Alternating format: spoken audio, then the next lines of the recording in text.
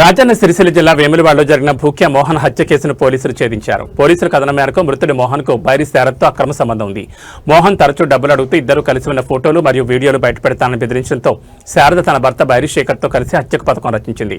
ఈ పథకానికి శారద బంధువు గుండం రవి కూడా సహకరించాడు. ఈ నెల 4న శారద మోహన్ వేములవాడలోని సిద్ధార్థ కాంప్లెక్స్లోని ఓ ప్రైవేట్ లాడ్జికి పిలిపించగా అక్కడికి వచ్చిన శేఖర్, రవి కలిసి నైలాన్ తాడుతో ఉరివేసి మోహన్ హత్య చేసినట్లు పోలీసులు తెలిపారు. కేసు నమోదు చేసుకున్న పోలీసులు తిప్పాపూర్ బస్టాండ్ వద్ద ముగ్గురిని అదుపులోకి తీసుకుని నేరానికి ఉపయోగించిన బైక్, నైలాన్ తాడు, చాకును స్వాధీనం చేసుకున్నారు. నిందితులపై పూర్వంలో కూడా కేసులున్నట్లు డీఎస్పీ శ్రీనివాసులు తెలిపారు. అనంతరం వారిని రిమాండ్కు తరలించారు.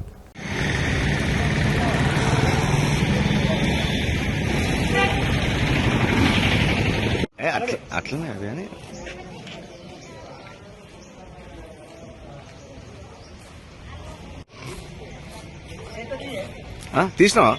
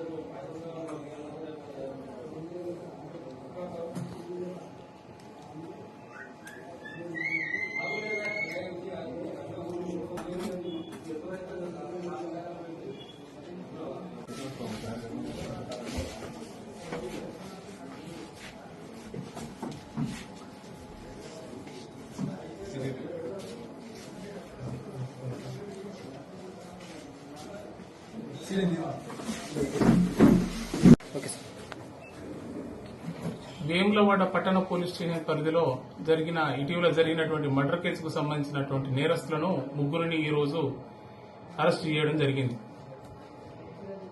వివరాల్లోకి వెళ్ళినట్లయితే ఈ నెల 4వ తేదీన ఉదయం 10-11 గంటల ప్రాంతంలో సిద్ధార్థ కాంప్లెక్స్ లో లాడ్జ్లో జరిగినటువంటి అనుమానాస్పద మృతి భూక్యా మోహన్ అనేటువంటి 35 సంవత్సరాల వ్యక్తి యొక్క మృతి జరగడం జరిగింది. ఆ మృతికి సంబంధించినటువంటి సస్పీషియస్ డెత్ ఉంది కాబట్టి గౌరవనీయులు సిరిసిల్ల జిల్లా ఎస్పీ గారి ఆధ్వర్యంలో ఆ సార్ యొక్క పర్యవేక్షణలో 2 టీంలను మేము ఫామ్ చేసి వాళ్ళను నేరస్తులను పట్టుకోవడం జరిగింది. నేరస్తులను నిన్నటి రోజు మధ్యాహ్నం వాళ్ళను అరెస్ట్ చేయడం జరిగింది. వాళ్ళ యొక్క కన్ఫెషన్ ద్వారా తెలిసింది ఏంటంటే నేరస్తులు చెప్పిన దాని ప్రకారము ఈ నెల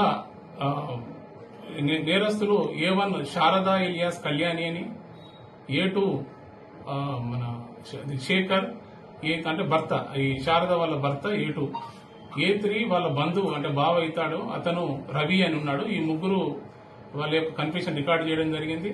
అయితే ఈ వీళ్ళ యొక్క కన్ఫెషన్ ద్వారా మనకు తెలిసింది ఏంటంటే వివరాల్లోకి వెళ్తే కన్ఫెషన్ ఏం చెప్పారంటే ఈ గత 5 సంవత్సరాల క్రితం ఎవరైతే ఈ శారద అనేటువంటి ఈ నర్సు, ఈ లేడీ ఉందో, ఈ నర్సుకు 5 సంవత్సరాల క్రితము మృతుడు ఈ భూక్యా మోహన్ అనే వ్యక్తి పరిచయం అయ్యాడు.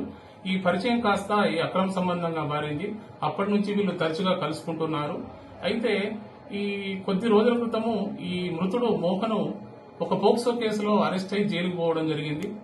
అదేవిధంగా మరికొంత కాలం తర్వాత ఒక NDPS కేసులో అంటే ఈ డ్రగ్స్ కేసులో, గాంజా కేసులో కూడా అరెస్ట్ అయి జైలుకు పోవడం జరిగింది. ఈ 2 సార్లు జైలుకు పోవడం ద్వారా అతను ఆర్థికంగా ఇబ్బందులకు ఎదుర్కొని ఈ శారదను ఆర్థికంగా సహాయం చేయమని చెప్పేసి ఆమె ఒంటి మీద ఉన్నటువంటి బంగారం కూడా కుదువ పెట్టి అతనికి ఇవ్వడం జరిగింది. అదేవిధంగా డబ్బులు కూడా ఎన్నో సందర్భాలలో కూడా బెయిల్ కోసము, తర్వాత అనేక సందర్భాలలో కోర్టు ఖర్చుల కోసం కూడా ఆమె సహాయం చేసింది. అయినప్పటికీ కూడా ఆమెను వేధించడం స్టార్ట్ చేసిండు.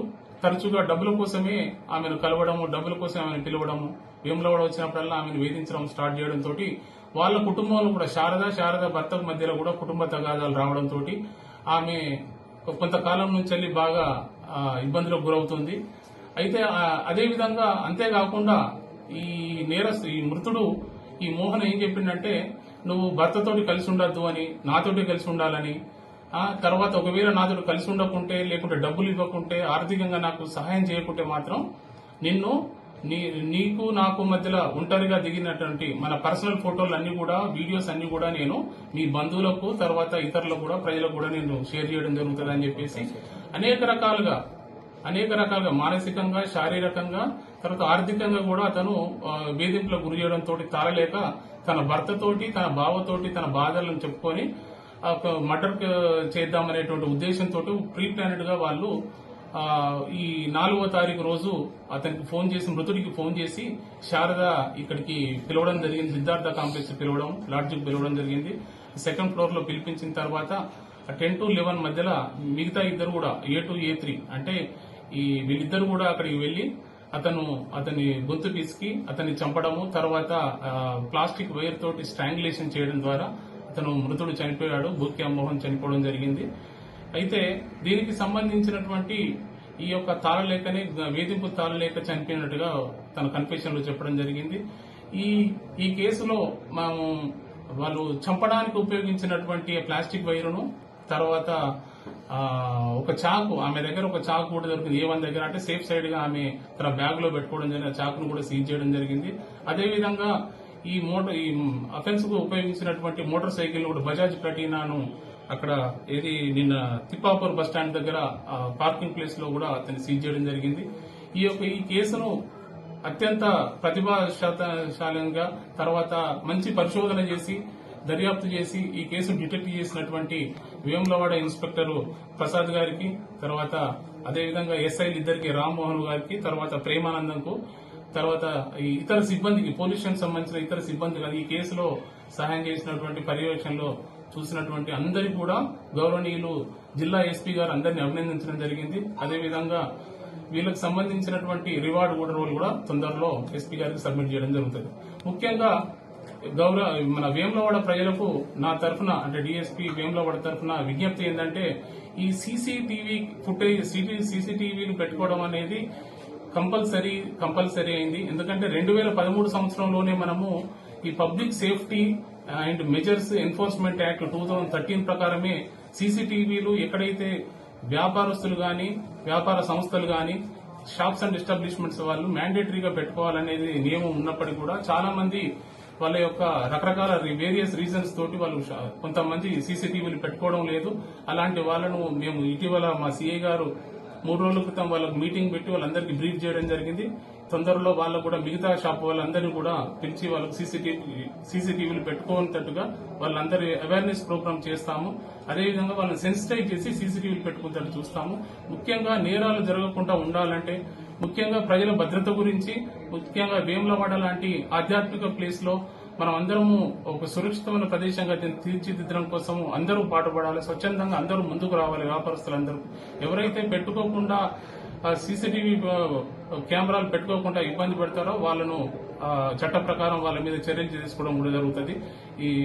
ఈ విషయంలో అందరూ కూడా సహకరించాలని నేను ఈ సందర్భంగా కోరుకుంటాను. ధన్యవాదాలు.